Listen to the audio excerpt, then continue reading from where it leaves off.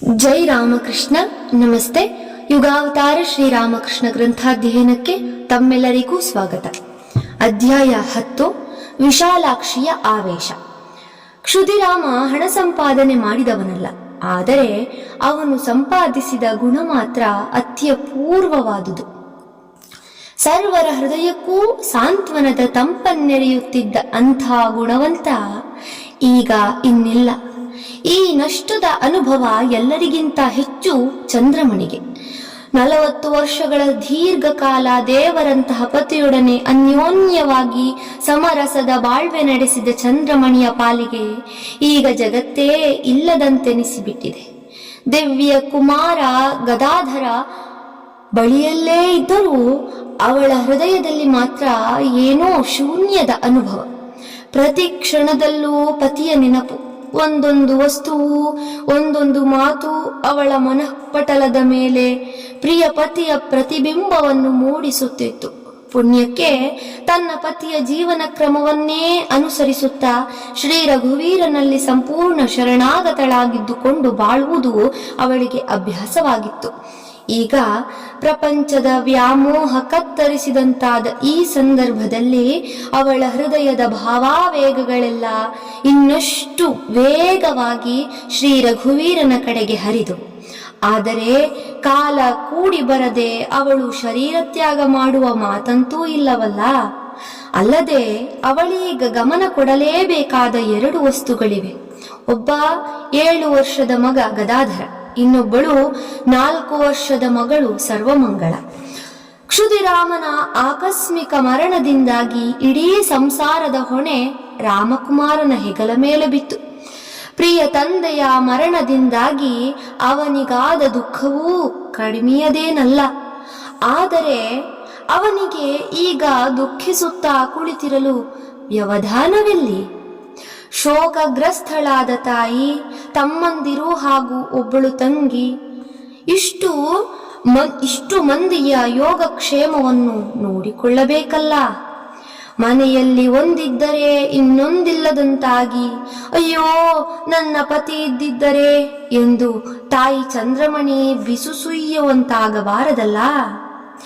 ರಾಮಕುಮಾರನ ಸೋದರ ರಾಮೇಶ್ವರನಿಗೆ ಈಗ 18 ತುಂಬಿದೆ. ಸ್ಮೃತಿ ಮತ್ತು ಜ್ಯೋತಿಷ್ಯಗಳಲ್ಲಿ ಅಧ್ಯಯನ ನಡೆಸುತ್ತಿದ್ದಾನೆ. ಅದನ್ನು ಮುಗಿಸಿ ಅವನೂ ಸದ್ಯದಲ್ಲೇ ಅಣ್ಣನೊಂದಿಗೆ ಹೆಗಲು ಕೊಡಬೇಕಾಗಿದೆ.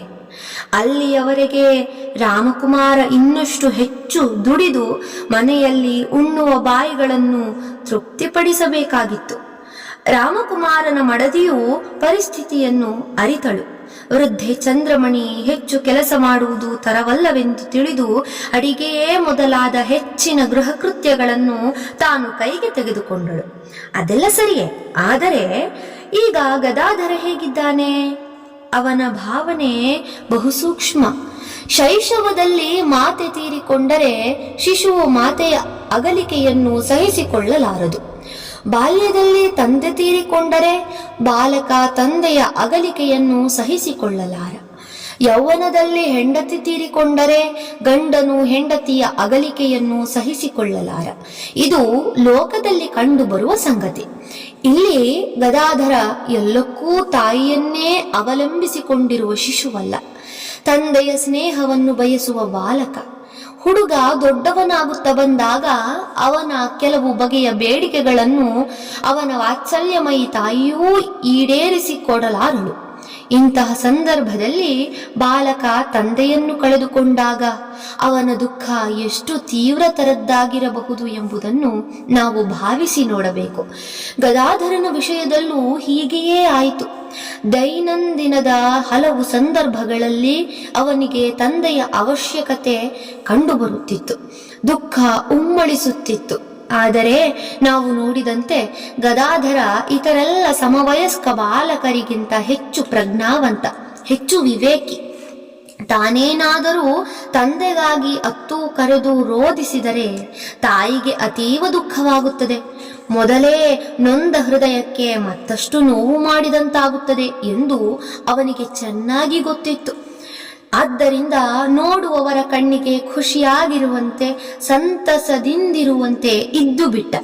ಆಗಾಗ ಅವನು ಭೂತಿರ್ಖಾಲ್ ಎಂಬ ಸ್ಮಶಾನದಲ್ಲೋ ಅಥವಾ ಮಾಣಿಕರಾಜನ ಮಾವಿನ ತೋಪಿನಲ್ಲೋ ಏಕಾಂಗಿಯಾಗಿರುವುದನ್ನು ಜನ ನೋಡುತ್ತಿದ್ದರು. ಆದರೂ ಯಾರೂ ಅದಕ್ಕೆ ಕಾರಣವನ್ನು ಹುಡುಕಲು ಹೋಗಲಿಲ್ಲ.